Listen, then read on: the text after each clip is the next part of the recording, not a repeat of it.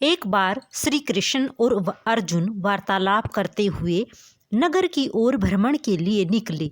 मार्ग में उन्हें एक ब्राह्मण भिक्षा मांगते हुए दिखाई पड़ा।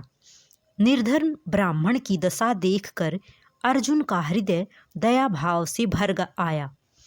भिक्षा में उन्होंने स्वर्ण मुद्राओं से भरी पोटली उस गरीब ब्राह्मण को दे दी।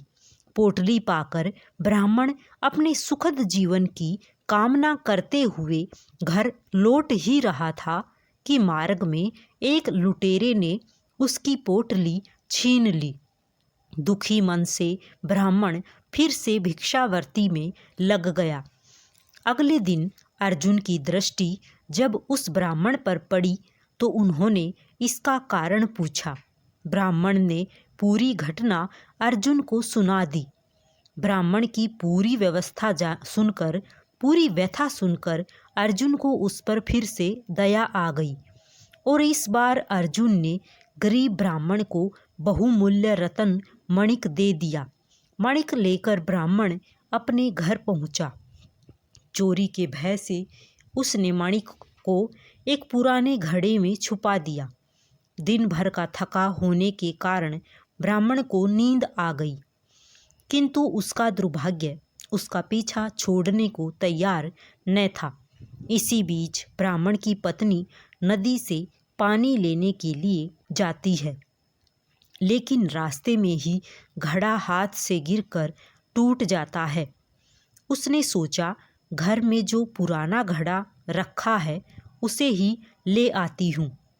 ऐसा विचार कर वह घर से वही पुराना घड़ा उठा लाती है जिसमें ब्राह्मण ने माणिक छुपाया था, और जैसे ही नदी में पानी भरने के लिए घड़े को डुबाया, वह माणिक भी जल वेग के साथ बह गया। ब्राह्मण को जब इस बात का पता चला तो अपने भाग्य को दोष देता हुआ फिर से भिक्षावृत्ति में लग गया। एक बार फिर अर्जुन और कृष्ण को मार्ग में भिक्षा मांगते हुए वह ब्राह्मण दिखाई पड़ा। कारण पूछने पर ब्राह्मण ने सारा वृत्तांत अर्जुन को सुना दिया। अब अर्जुन को बड़ी निराशा हुई। इस बार कृष्ण ने अपना हाथ ब्राह्मण की ओर बढ़ाते हुए उसे 2 कौड़ियाँ दी।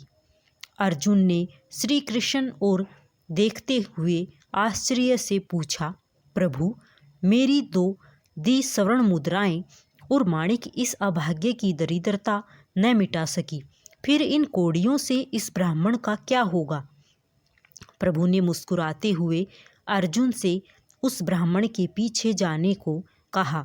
भिक्षा लेकर घर लौटते हुए ब्राह्मण की दृष्टि जाल में तड़पती एक मछली पर पड़ी। ब्राह्मण को उस मछली पर दया आ गई।